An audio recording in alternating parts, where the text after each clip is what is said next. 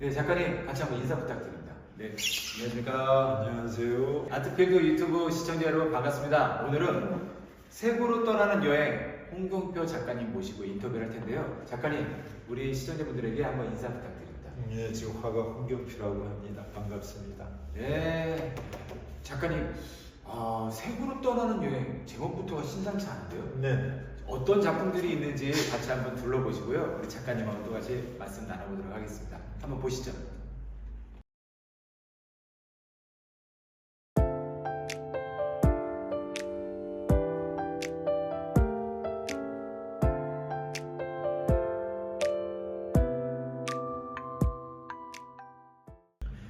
네, 작가님. 처음에 이렇게 딱 작품을 보고 나서요. 와, 이런 색들이 있나 싶을 정도로 좀 이렇게 원색이라기보다 좀 묘한 색들이 좀 많이 보여진 것 같았거든요. 어떤 작품입니까? 한번 말씀 좀 부탁드립니다. 제 작품을 둘러보셨겠지만 제가 지금 표현하는 작품의 소재들은 보면은요, 일출과 꽃과 아마 조금이지만은 그 해외 여행을 통한 이야기들을 좀 꾸며봤습니다. 네, 제목이 색으로 떠나는 여행인데, 네. 저는 구상 작가이지만 그 구상이라는 것이 우리가 눈에는 보이지 않아도 존재하는 추상적인 요소를 내포한 것들이 제대로 된 구상이 아닐까 하는 생각에 그 구상성에 대한 사실적인 모습을 조금씩은 걸러내더라도 그들이 가지고 있는 본질적인 모습을 표현하기 위해 가지고 많은 노력을 하는 편입니다. 그러면 저희가 보는 그 사물 이전에 더 근본적인 느낌에 가깝다라는 말씀이신가요? 뭐 그럴 수도 있겠죠. 네. 근데 우리가 이제 어떤 대상을 바라볼 때 본인이 느끼고 경험한 것들을 보게 되지, 본인이 경험하고 알고 있는 것 넘어 것들을 보기는 쉽지 않지 않습니까? 그렇죠. 보고자 하는 모습을 보게 되는 것이니까요. 네. 그러면 이제 뭐 일출을 예를 든다 그러면은 해가 떠오는 그 광경에서 우리가 받는 어떤 감동들, 그 해하고 어떤 공감되는 그 느낌들을 작가님이 순간으로 표현하실 때 그런 말씀으로 이해해도 될까요? 뭐 그런 것들이죠. 순간적으로 표현하는 것인데, 네. 제가 표현하는 것은 일출이라는 것, 그 다음에 태양이라는 것, 빛이라는 것, 이런 것은 생명성이 가장 본질적인 이야기를 담고 있는 것이 아닌가 하는 것이에요.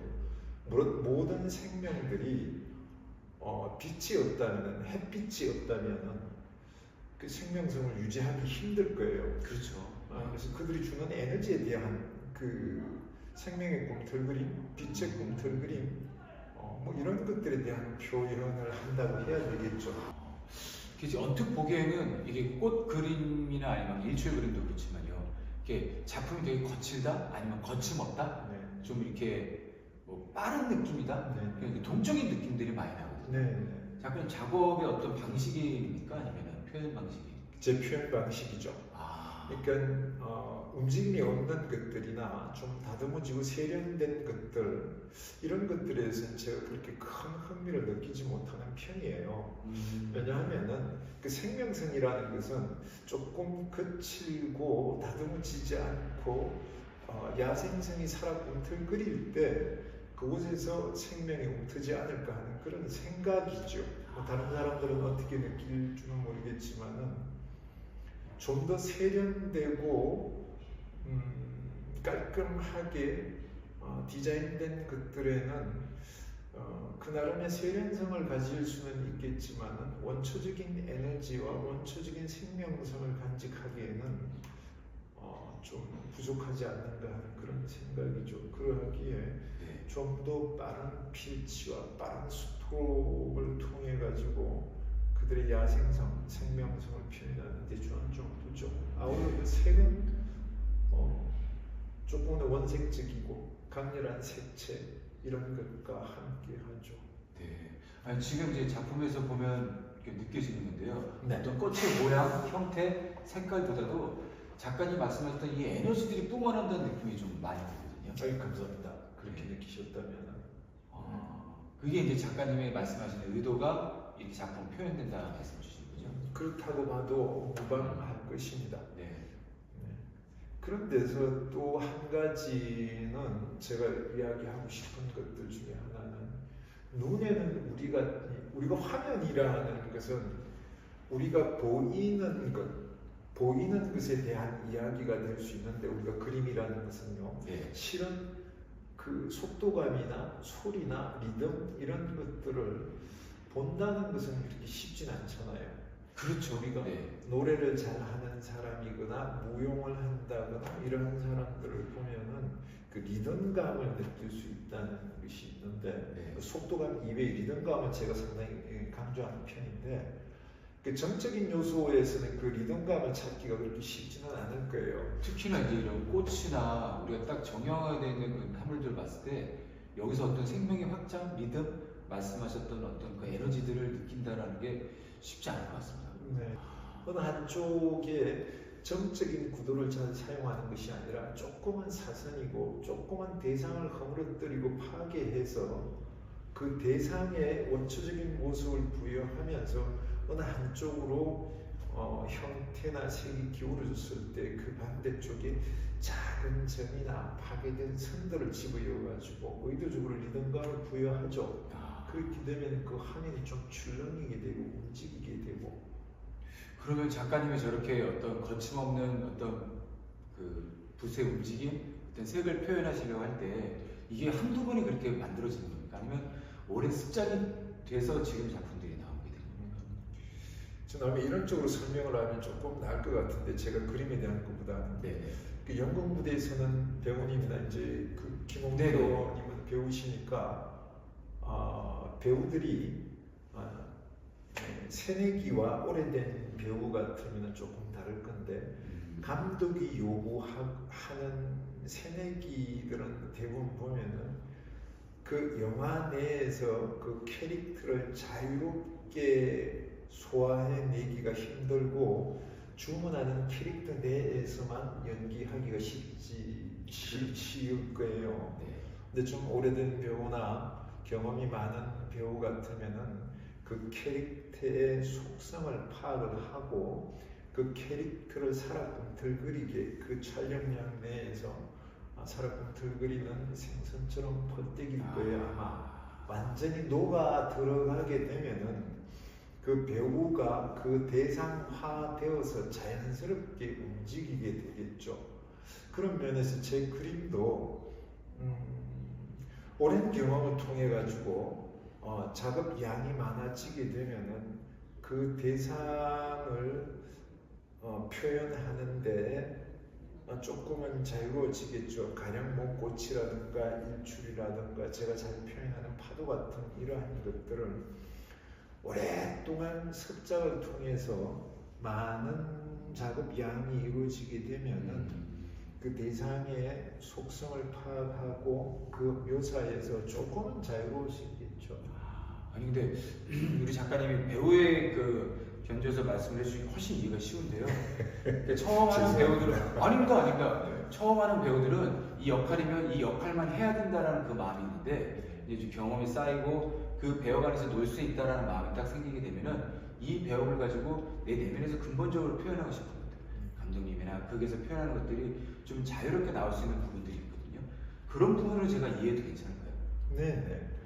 어차피 그 화가라는 사람은 하얀 백지 위에다가 자기가 의도한 바를 표현을 해야 되는데 네. 그것이 우리가 화면을 연출할 때 화면에는 점, 선, 면, 색으로 이루어지는 것이 그림의 가장 중요한 요소가 될 것인데 네. 그 화면을 자유자재로 조율해내고 그 화면을 연출하는 사람은 화가일 것이란 말입니다. 그래서 좋은 배우를 좋은 감독이 좋은 배우를 만나서 멋진 영화를 만들어내듯이 그 자기 화면을 연출하는 주제자는 화가이지만은 그 화면을 통해서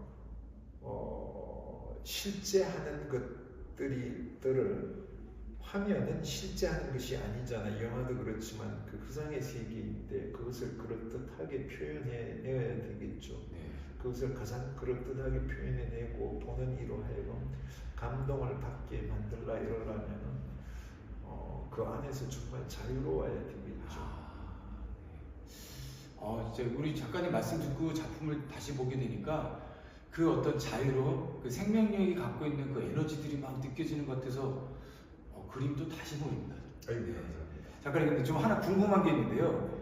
그 헤어스타일이라고 말씀 여쭤보기도 참 쉽지 않은데 지금의 모습을 유지하시는 뭐 이유가 있으신가요? 아니면